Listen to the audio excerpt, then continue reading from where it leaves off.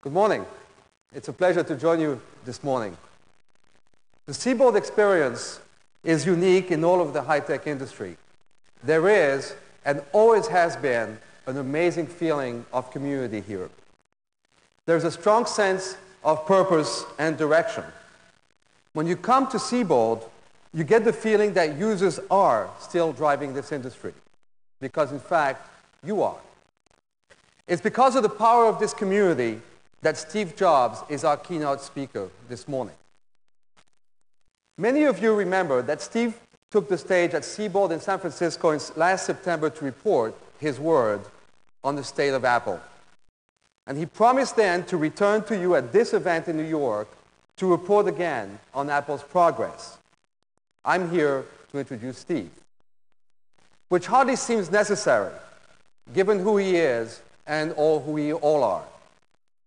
All of us know who Steve Jobs is. A revolutionary, an icon, a leader. All of these words have been used to describe him. The word I use is technologist. Steve believes in the societal benefits of technology. I share that fundamental belief, as I suspect you do as well. I appreciate all that Steve has done over many years to spread that belief in technology to millions of people around the world. Millions of people for whom computing seemed more approachable with a computer that smiled at them.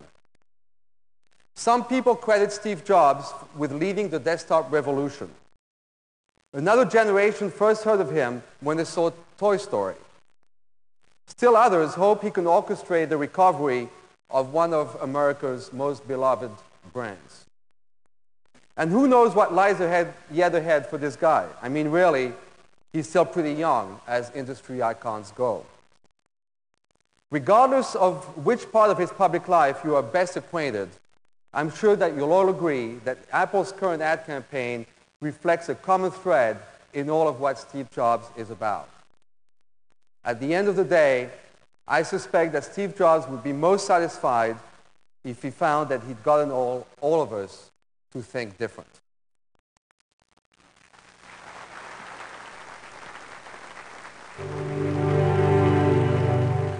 Here's to the crazy ones, the misfits, the rebels, the troublemakers, the round pegs in the square holes, the ones who see things differently. They're not fond of rules, and they have no respect for the status quo. You can quote them, disagree with them, glorify or vilify them, but the only thing you can't do is ignore them, because they change things. They push the human race forward. And while some may see them as the crazy ones, we see genius. Because the people who are crazy enough to think they can change the world are the ones who do.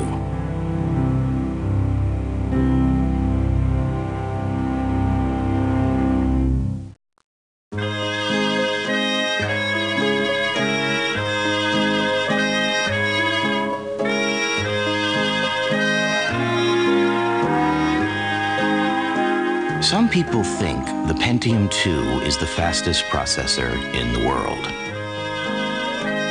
Not quite. The chip inside every new Power Macintosh G3 is up to twice as fast.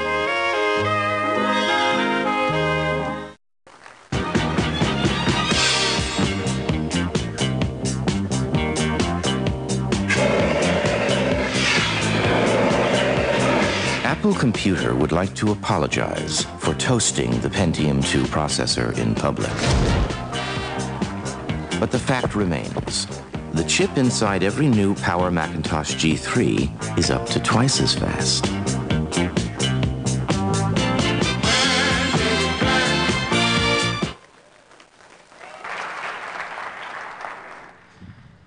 So that's ColorSync, web objects.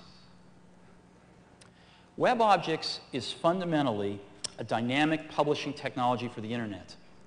We're doing really, really well with it. It's fundamentally sort of just in time, just for me publishing, where you can create web pages on the fly that are dynamically tailored for the exact situation that they're being requested for. And some of the new customers are Adobe themselves, AOL's using this stuff, BBC, Daniels Printing, which is a huge financial printer here on the East Coast. A lot of ad agencies. Seybold, you can go see the stuff actually in Apple's booth today. Seybold's using this for all of their web publishing for their documents, which is a huge thing. Lot of new customers here. And this is Seybold's online site. And again, here's an example of how they're using web objects to manage the article database that they've got and distribute these out for peer review and for publishing. Here's the BBC. All the BBC News stuff is being generated by web objects on the server side. It's worth checking this stuff out. We don't have time to go into detail on it today, but it's very, very significant technology. And one of the things we are announcing today is that Apple has formed a consulting group specifically around web objects to target the publishing market, and that is up and running today. And we have over 300 alliance partners to bring to bear that have apps already built today in web objects. So if you're interested, go check this out at the Apple booth. This stuff also runs cross-platform. AppleScript. AppleScript, you saw the plugin for Illustrator 7. We're distributing a Publishing Solutions CD-ROM with 5 years' worth of AppleScript wisdom on it. You can see FaceSpan, which is the interface builder for AppleScript, the new version 3.0 in the booth. We've got ColorSync and AppleScript integrated together, and we are also going to be having native AppleScript in the next release of the Mac OS coming out later this year called Allegro, and it's a speed demon. And so we believe in AppleScript. It's this wonderful object-oriented scripting language that's easy enough for mere mortals, and we think it's really important, and we're doing a lot to improve it, both in its speed and its capabilities, and get it further integrated into the rest of the system. And lastly, in the software technologies, I'd like to talk about QuickTime. We think QuickTime's a really big deal. And we have QuickTime 3 that is now just about ready to ship. What is QuickTime about? We are moving into the era of digital video. And as we move into this era, it's a mess. We've got standards coming out our ears. We've got a standard for digital video discs, right, DVDs. We've got a different standard for digital television, matter of fact, multiple ones. We've got a different standard for digital camcorders, the digital video standard that you can buy camcorders now today with. We've got different standards for the internet. We've got different standards for the videos we put on CD-ROMs and games. We've got digital conferencing standards. We've got video editing standards. We have image editing standards. We have different standards for audio CDs and music creation, and there's more. How do you manage all this stuff? How do you create content, manage it, and repurpose it to these different areas? Because these areas are not only sources of content, they're also destinations of content. And QuickTime was developed at Apple starting 12 years ago.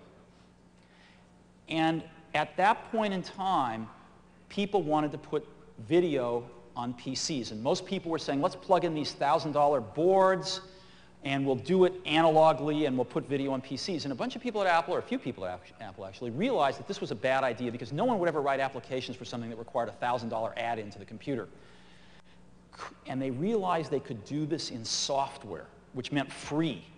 They could actually do video compression and decompression in software. And at first, it only gave you a tiny little window. But it had, again, two major attributes. One, it was completely digital, and two, it was free. And as the processing power grew over the last decade, that window got bigger and bigger and bigger until it fills up the whole screen now, and the quality got better and better and better. And these guys were really smart. They realized that the coming digital revolution probably would be a Tower of Babel, as we just saw in terms of standards. And what could they do to insulate the applications from that Tower of Babel? And what they did was a lot like what the genius of PostScript was.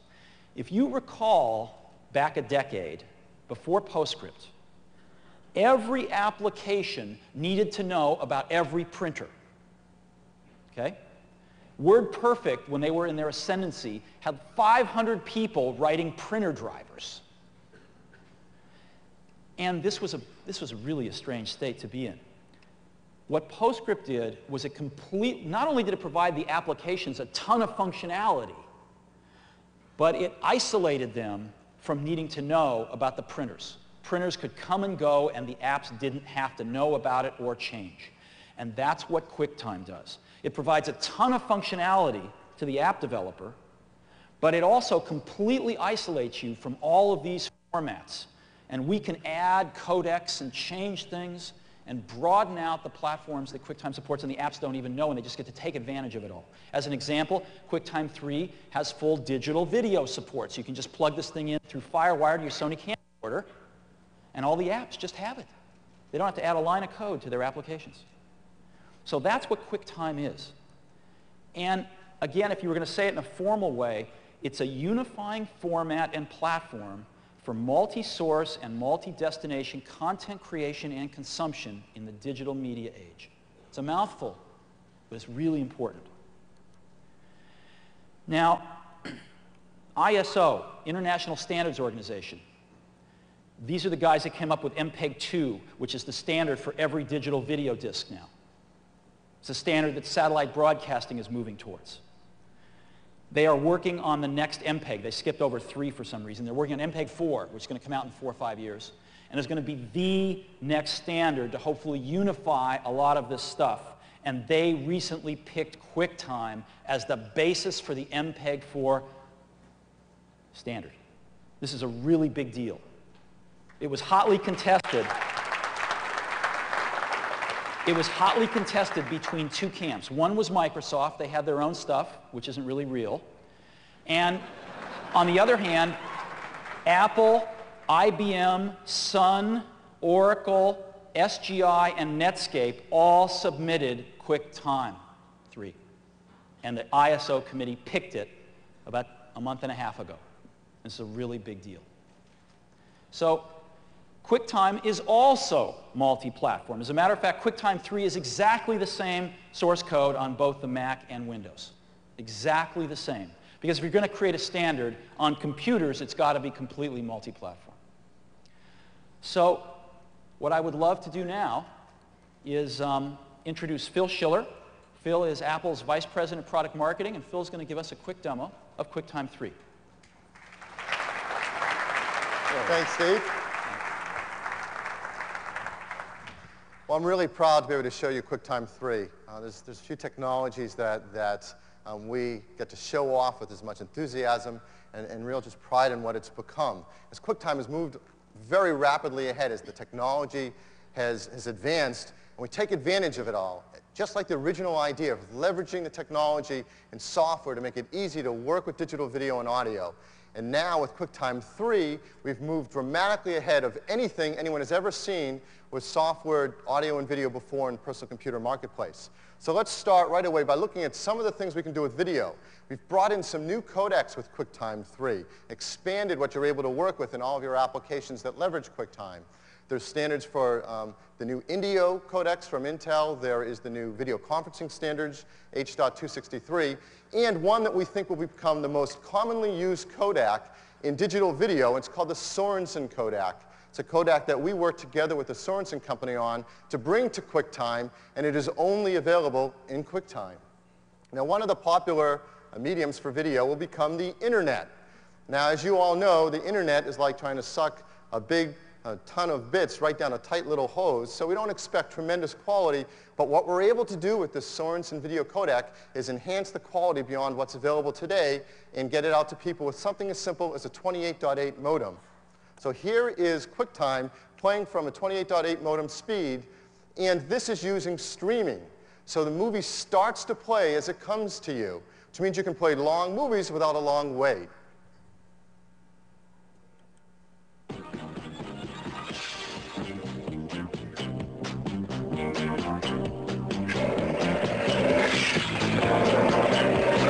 Apple Computer would like to apologize for toasting the Pentium 2 processor in public. But the fact remains. The chip inside every new Power Macintosh G3 is up to twice as fast.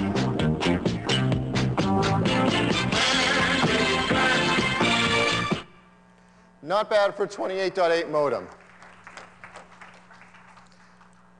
Now, what if you're on an intranet or you want to go to other media like CD-ROM? This new Sorensen codec scales very, very well. In fact, better than anything we've used to date. So let me open up a video that's the same video you could do on a CD-ROM or on an intranet site and show you what it looks like again, all in software using nothing but a Power Mac.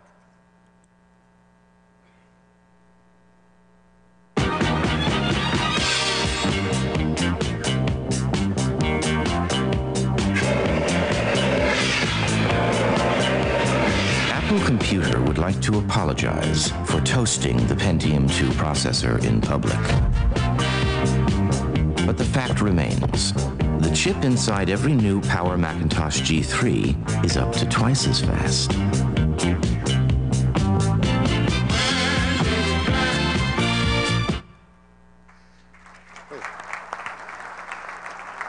So that's the quality video that we can all work with on our Mac or fast Pentium 2 machines and do completely in software simply by using the new QuickTime 3. Now, working with video is great, but of course the audio quality has to be equally good. In fact, particularly over the internet, you may want to drop video frames, but you certainly don't want to drop audio. It's a much more jarring experience. So of course we want to work with internet and audio, and we have new codecs for that as well.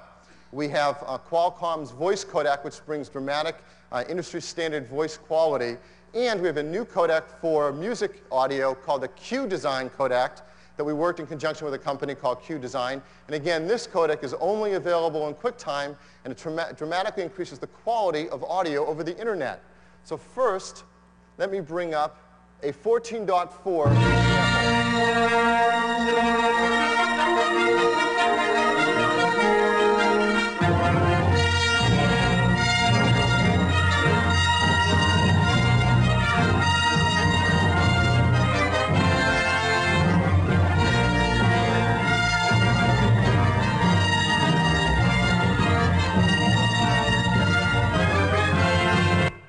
Not bad for a 14.4 modem. But if you saw my links here, I also have a 56K quality piece. So let's bring that up and see what we can all look at and listen to with 56K modems.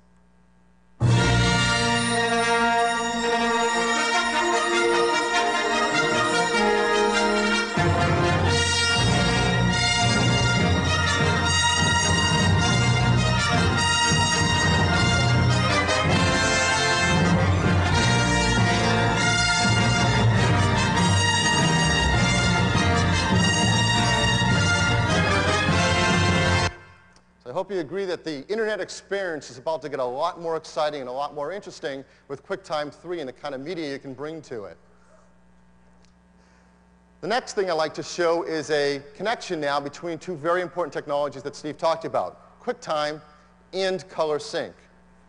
First, I'd like to open up a video that, again, a video you've seen already, but a video that I received from someone else working on their computer, and you'll notice some slight differences in the color because they had a different gamma correction on their portable. Now the whites are not as bright as the whites we saw earlier. We took out the audio so that I could talk through this. And as we get to our bunny, you notice all of a sudden it's no longer blue, he's pink. And this is the problem people who work with video have run into before, which is sharing digital video across different computers without any realization that the colors can change. Now, with QuickTime 3, we have a tremendous number of new filters that are supported. And one of those filters is Color Sync. So I can open up the same video file, select Color Sync, and just like in the Illustrator demo you saw earlier, I can change the profile. I know this came from a PowerBook, a PowerBook 540. And I've already set up my profile for my monitor, so I just leave it set for current monitor. I don't have to tell it what my output is. Say OK, and let's give this a name. Now it has saved a new version of the same movie with a filter in place for my Color Sync profile. Let's open that up, rewind these two movies, and look at them side by side. Now you see the corrected movie, of course, is back to the right white point, as it should be. And has the correct blue bunny suit again. Now what's really amazing is this is happening on the fly. We haven't recompressed the movie, put it through any kind of engine to change it. QuickTime in color sync is able to do color correction on the fly in real time with video, something no one has seen before.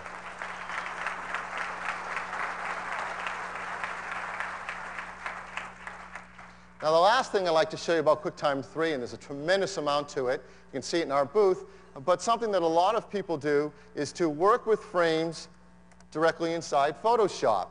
So I have 4 frames of this movie. We're going to open up Photoshop 4, and we'll open up each individual frame, and you'll see what's been done here is we've done a little bit of painting on top of the frames, something that in the video world they call rotoscoping.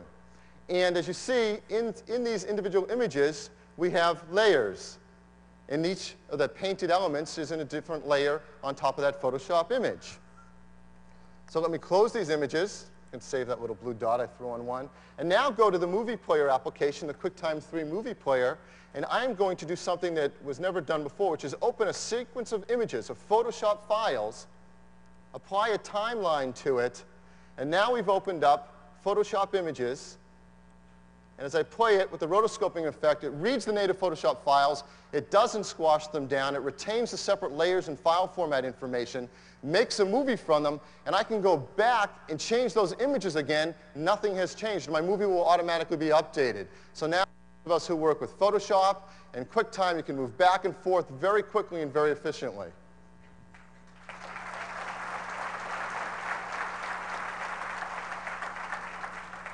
So with that, Steve? Thank you. So now when we order our Intel bunny suits on the web, they'll be sure to come in the color we expect. Okay. Thank you, Phil.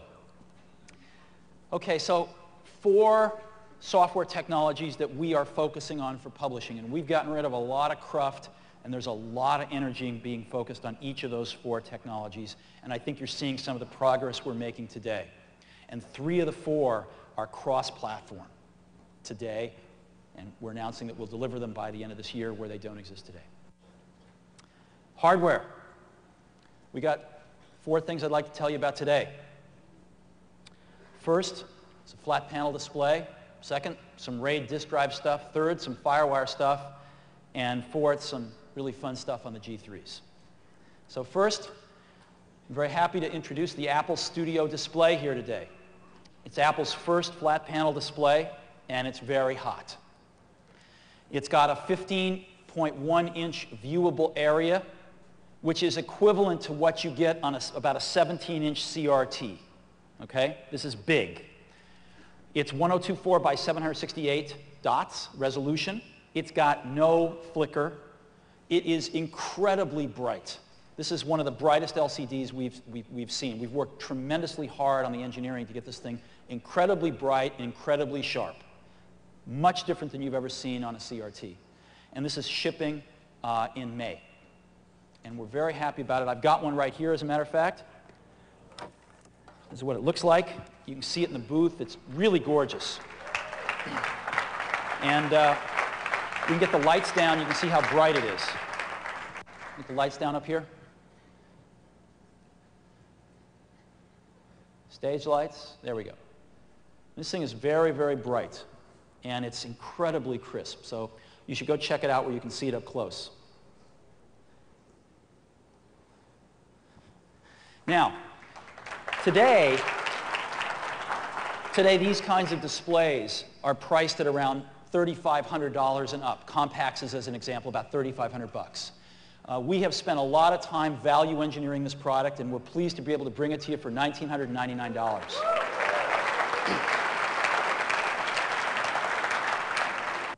You're going to see us doing a lot more in the flat panel area. We believe that we are about to see certain crossovers in terms of quality and even cost to be able to bring some of these things to the publishing market. And we're doing a lot of work in this area.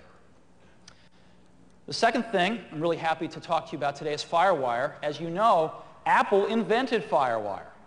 And Apple has not been leading the march to bring it to market, and that's all changed. This is our first FireWire product. You're going to see a lot more of them over the coming year.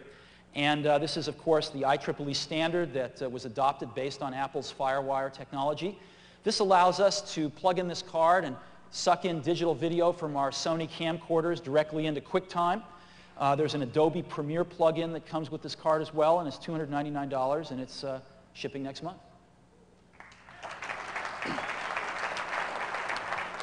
We've had a lot of interest in faster disk support, and we love the G3s. They're screamers, and we want to keep making them faster and faster and faster. So this is our first RAID product. It's based on some software from Connolly called Soft RAID, which is incredibly interesting stuff. You can put more than one disk drive on, and this thing, without having to suck all your data off in a backup and reformat your disk and everything else, on the fly, reformats your disk to give you in-place striping or mirroring. It's really nice. And so this product is an ultra-wide SCSI card, 2 4-gigabyte fast drives, the Soft RAID software, and it cost about $1,000 over the G3 standard 4-gigabyte drive. And it's very, very fast. It's available today. You can go see it in the booth. And lastly, I'd like to talk about the G3s. We got some fun stuff to show you today. So as you know, our G3s have a new kind of chip in them. And that chip is the PowerPC G3 chip. And we've been incredibly successful with the G3 so far. We had planned to ship around 80,000 of them the first quarter. The first 51 days they were introduced last quarter. We shipped about over 130,000 of them, and we're doing very well this quarter. I can't release the results because the quarter's not over, but we're shipping a lot of them. And the PowerPC is a collaboration between Apple and Motorola and IBM. And all three companies are doing great together on this. There's some really good stuff that you'll see in a minute. But I've read some rumors that this group of companies has had falling outs and stuff. Couldn't be further from the truth. I don't know who makes this stuff up. But Apple and Motorola and IBM are working very closely together on this, and you'll see some of the results today. So this PowerPC G3 chip is really interesting. It's hard to believe, but you've seen our commercials. It's literally twice as fast as this one. Twice as fast as the Pentium 2. Now, people are having a hard time believing that. Like, well, geez, Intel inside. How could it be twice as fast? It is. It really is. The fastest one that we have shipped up till today is a 266 megahertz G3. And that literally equals the performance of a 500 megahertz Pentium 2, which of course you can't buy because I can't make them. But that's how fast it is. It's literally twice as fast. Now, how do we know this? Well, we look at benchmarks. One of the most respected benchmarks in the industry is one created and published by Byte Magazine, the oldest computer magazine and most respected technically, called Bytemarks. And if you run the Bytemarks tests, here's what you get. A G3 266 is 9.0 Bytemarks. The fastest Pentium 2 you can buy for love or money today runs at 4.6. And you can see a 266 megahertz Pentium 2 is 3.9. So when we say we're twice as fast at each frequency, as you can see, we're being conservative. Okay? It's pretty interesting. So what I'd like to do now is just show you this. We've got two screens on either side, so let's do a bake-off. So Phil, can I get Phil Schiller to come on stage? Phil and I are going to try to do this at the same time here. And what we've got is we've got on your right a Power Macintosh G3 running at 266 megahertz, and on your left a Compaq workstation, a 6100. This is the fastest computer Compaq makes. It's got a 333 megahertz Pentium 2 in it. It's the fastest thing they make. It sells for $4,300. As you can see, the G3 at 266 sells for $2,169, so half the price. Let's see which one's faster. Now, the demo that we're going to run is a very simple demonstration, which we thought would be relevant today, Photoshop. It's a bunch of Photoshop tasks that, as you'll see, is very relevant to the type of materials that many of us create every single day. And we're just going to run it. Exactly the same Photoshop file, right? Exactly the same Photoshop file running on both these platforms with Photoshop for Windows and obviously Photoshop for Mac. So identical situation. Let's see which one's faster. Okay. 3, 2, 1, go.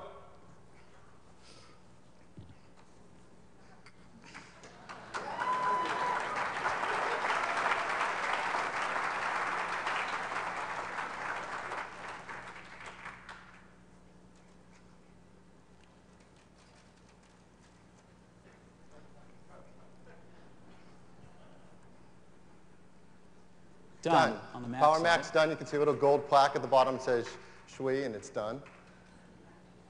Done. Okay? A machine half the price of Intel's fastest processor.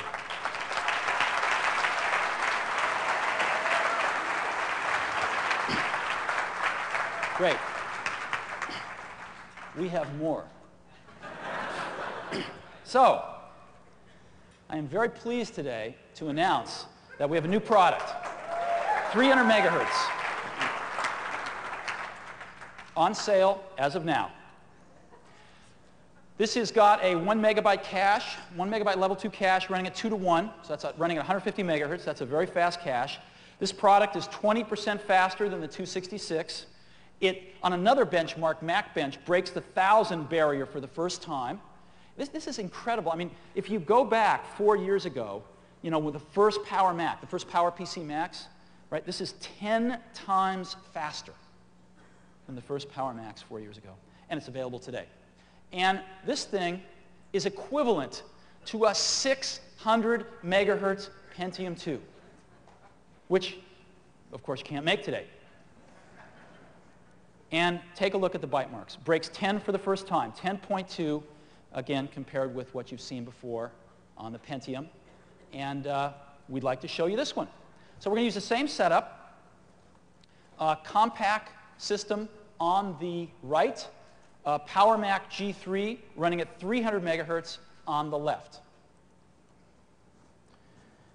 Okay, this one. 3, 2, 1, go.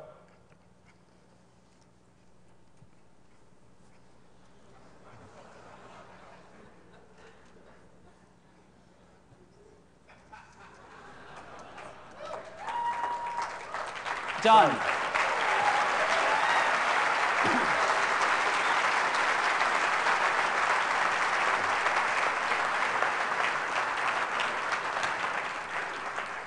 We all better blow in the Pentium's direction here. Okay, done.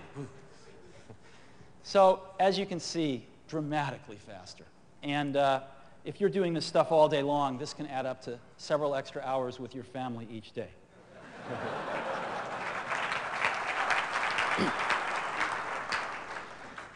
So these are available today. And again, I think our speed lead is increasing. But I've got one last thing I want to show you. And this is a technology demonstration. This isn't available to purchase yet, but we want to show you some future technology in the PowerPC roadmap. The roadmap looks beautiful for the next several years. And what I would like to demonstrate to you today is a 400 megahertz system running today. And this thing is fabricated with copper technology that you've heard about, you know. And that's going to be coming from Motorola and IBM. These guys are very aggressive. They are very at the leading edge of the technology curve. We're going to be selling systems with this processor in it in early next year. And there's even faster processors coming on the roadmap throughout next year. So we're incredibly excited about this. And again, this is equal to an 800 megahertz Pentium 2. Okay? This is a screamer. I don't know when, if ever, they'll be able to make an 800 megahertz Pentium 2. But until they do, this thing will be faster. And again, the byte marks on this thing are just off the charts. 13.7 compared with, as you see today, it's about 3 times as fast as the Pentium 33. So let's find out if it really is. Let's go back to our setup again.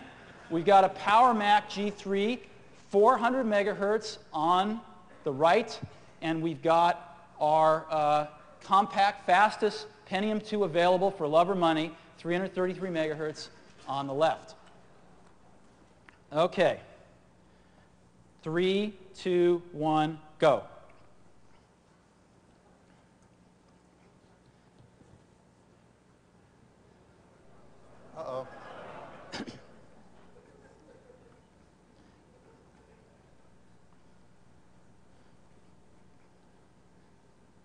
Done.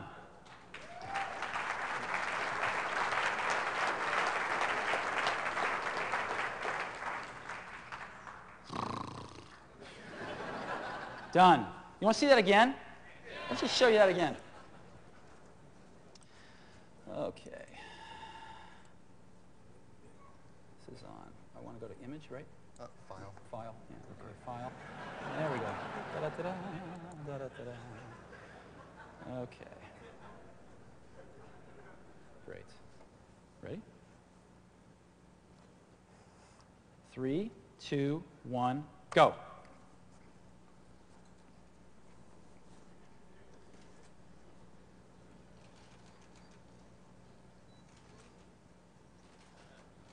Done.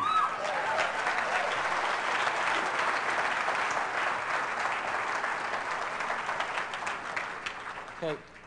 Now, if this thing ever finishes, we're going to show you something really cool now. Okay, just about, getting close, done. Ooh. Okay. Since we have 4 screens today, we're going to ask you to twist your heads a little bit, okay? And here's what we're going to show you. We're going to show you all 4 of them at once, right? And what we're going to do is over on this screen, the far left screen, we're going to have the fastest Pentium 2 money can buy, the Pentium 2 333. On the screen next to it, the inner one on this side, we're going to have a G3 266. On the inner one on this side, we're going to have a G3 300. And on the outer one on this side, we're going to have the G3 400. We're going to run them all at the same time. So let's just take a look at that. Okay, you ready? Yep. 3, 2, 1, go. Okay, G3 400 over there is in the lead. And it is done. G3 300, done. G3 26, done. Pentium 2 just getting started.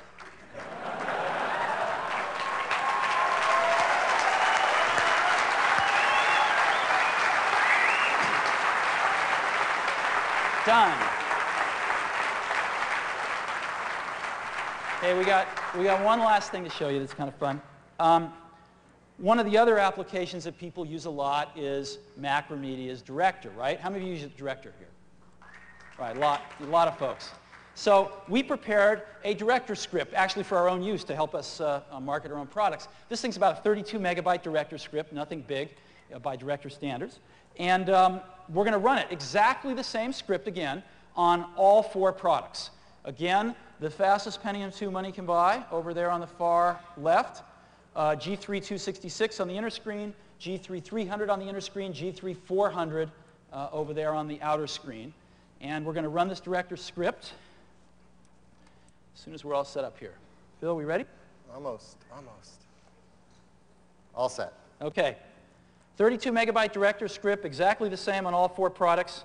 Here we go. 3, 2, 1, go.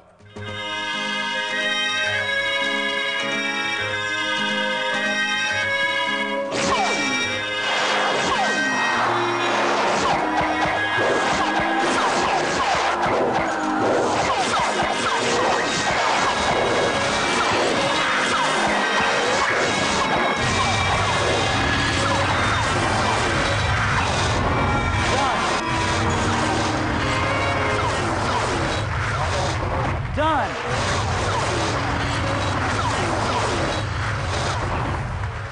Done.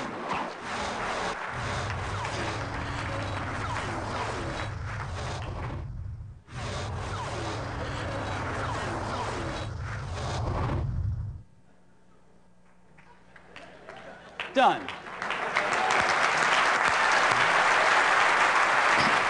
Let's send them up one last time. So, would you like to see that one last time?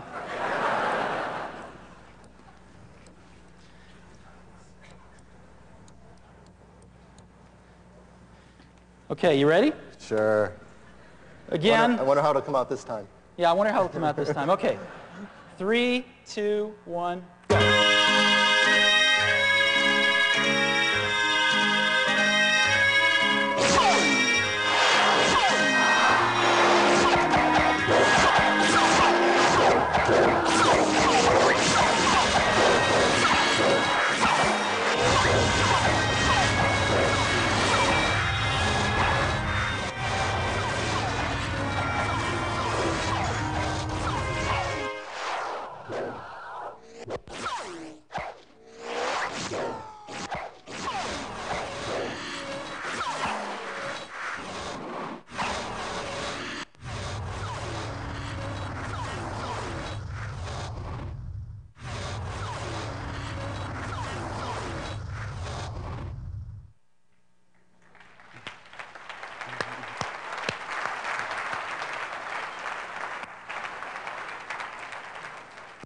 thank you, Phil, and thanks to the team that put these scripts together for us. We really appreciate it. So this stuff's really real, and what it means is hours in the day. And we think that we care deeply about publishing. We listen to a lot of folks in publishing, probably many of you, very carefully about where we ought to be spending our resources, and I hope we're spending them in the right direction. We know that there is a need for speed. We will be delivering that, as well as the wide array of technologies we have a chance to cover today. We really are trying to think different, and we welcome your suggestions, and we look forward to dialoguing with you in the future. So thank you very much. Thanks for the chance to be with you today and share some of this stuff.